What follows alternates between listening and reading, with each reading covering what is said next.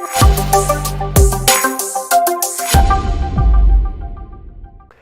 y'all, it's your favorite trainer with a belt buckle. Today we're going to take you through a program for a client training 5 days per week. The more they train, the more you make.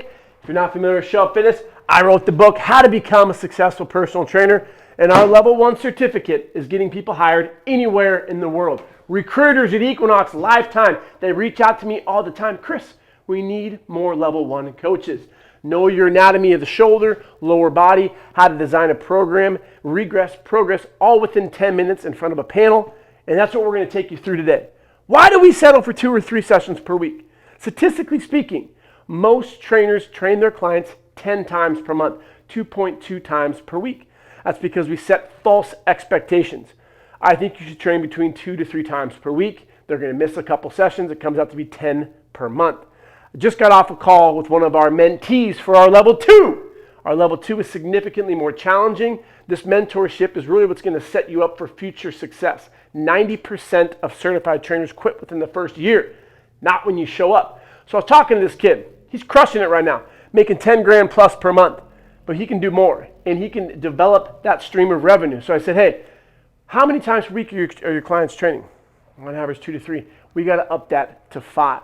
And here's why. You set those expectations in the beginning because you can't afford a trainer.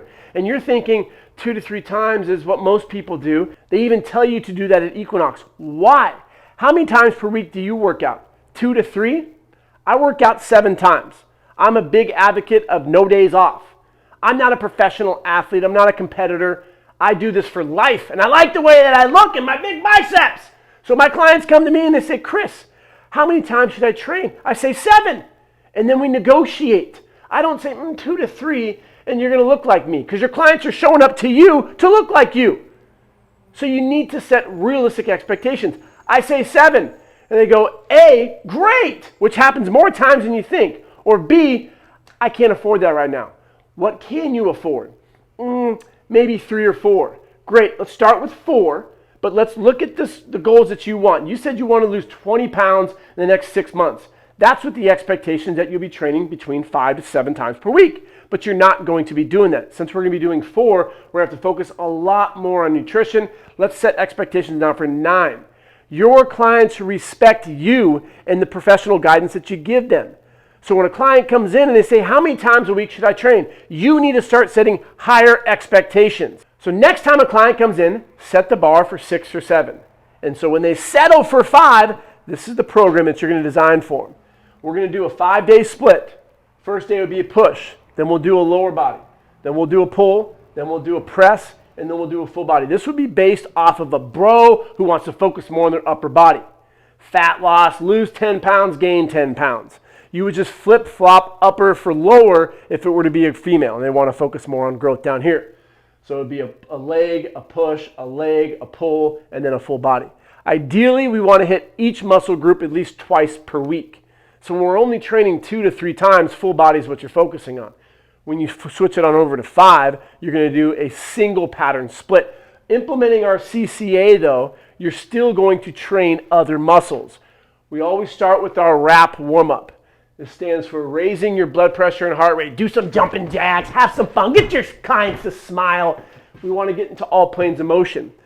My mind is going through, are we hitting the 9 checkpoints of movement? Ankle, knee, hip, lumbar, thoracic, cervical, shoulder, elbow, wrist. So we start getting to all planes of motion. We're activating. What are we going to train today? Push. Push-ups on a foam roller are great for centrating the glenohumeral joint. Maybe you do some planks. Maybe you do some plank crawl. Get involved with your client. The warm-up is great to make it fun. The first P stands for potentiation. This is going to be for a client who's been training for longer than a month. So let's get that nervous system excited. Do some plyo push-ups. Do a plyo push-up behind your back. Let's see if I can do it. Woo-hoo! Bam! That's potentiation right there. The second P is going to be PNF. Fun word to say, proprioceptive neuromuscular facilitation. The last P would be your parasympathetic nervous system. So depending on the day or the month or the week, the first week maybe you do more potentiation, the second week more PNF. Maybe once a month you'll do some parasympathetic work at the end of the warm-up. That would be at the end of the workout, sorry. So we're warmed up, ready to go. We're going to do bench press for our first core pattern, which would be a horizontal press, horizontal push. Then we're going to do another core pattern, a chin up. And then we're going to do some accessories, some bicep work. I'm just going to put biceps and make this exercise new to the client. So what we're doing here is we're focusing on optimizing tension here. We'll go into the chin up. We're not doing pull until Wednesday. So it's okay to do some body weight stuff here. And then you do some biceps. By the time you rest for a minute or so, it's been close to 3 minutes before you last did bench press. We're going to do this for 4 rounds. On that third set, we're going to get after it. Probably get down to 6 to 8 reps. On that fourth set, set a PR. Film your client, record that. You hit 225 for 4 or 5 reps a day. Awesome. Test it again in a month to show that progress. After this first circuit, you would then go into the second one. Incline dumbbell. We'll do barbell first for this month, and then we'll do incline dumbbell.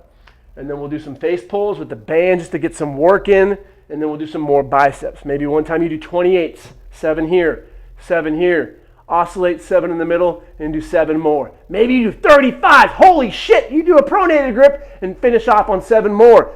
This is what makes it fun and new to your clients. This is what keeps them showing up. It's a new exercise. It's fun, but the whole workout isn't new.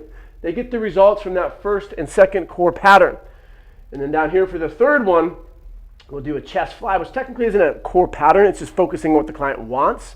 So this is just a single jointed one. If it were to be a client who's focusing more on the lower body, maybe you do an RDL, Nordic, something along those lines. I'll do a farmer's walk here, and then another bicep exercise. 4 sets here, 3 to 4 here, and then down here we'll do 3 rest periods. Down here are significantly shorter. This is when we're going to establish that metabolic stress, that burn. If we have time, we can do some type of Metcon. Most of my clients train for 60 minutes. So usually right around here, depending if they're a talker or not, right around this last circuit, it's all that I will do. I don't do a cool down with them. I go exactly to the hour. Next client comes in, we start with the next wrap warm-up. So let's pretend like you did have 5 minutes. I would do it here in West Hollywood, right on Sunset Boulevard. Maybe you jog down to the sunset sign, you tap it, and you come back. AMRAP push-ups. Hop up, run down there. We're getting outside. We're causing a scene. If you're at a corporate gym, Equinox, 24, Lifetime, whatever, I'm causing a little scene. We're going to get on the treadmill. Maybe I'm running with them. Make people look at you. You are on stage. You have an audience. What's he doing over there? That looks fun. He's engaging. He has a lot of energy. The clients are just soaking that up. Your client smiles. You will pick up more clients because of that. So maybe you do a run into push-ups. Document how many push-ups your clients did, and maybe a month later you do a 5-minute challenge again to see that number is improving. That's what we're focusing on overall. Your clients are getting stronger, their condition state's improving, they're feeling better. Their workouts aren't nearly as hard as they used to be because they're more conditioned. The next workout would get into a leg, and so we would optimize the leg workout depending on the client's goals, but we would add in more accessory stuff. So here would be day 1 of a 5-day split focusing on horizontal pushing. I like to do bilateral first with a barbell, unilateral dumbbell, do some isolation work for a total of anywhere from 9 to 12 total working sets for that main pattern. Throw in some accessories based on what they want. Biceps for a lot of guys if you want to do traps, as long as this accessory is not compromising force production here. I would not be doing a bunch of tricep work because it's the synergist for pushing. I would not be doing a chest fly here. It's compromising force production there. Same with any type of cardio. Do cardio at the end. Don't compromise force production. So here would be day 1. Check it out. Comment, subscribe, ask any questions you have. Most importantly, if you haven't read the book, give it a read. Leave us a review on Amazon. We're close to 400 5-star reviews. It all begins by whoop, boom, bah, showing up.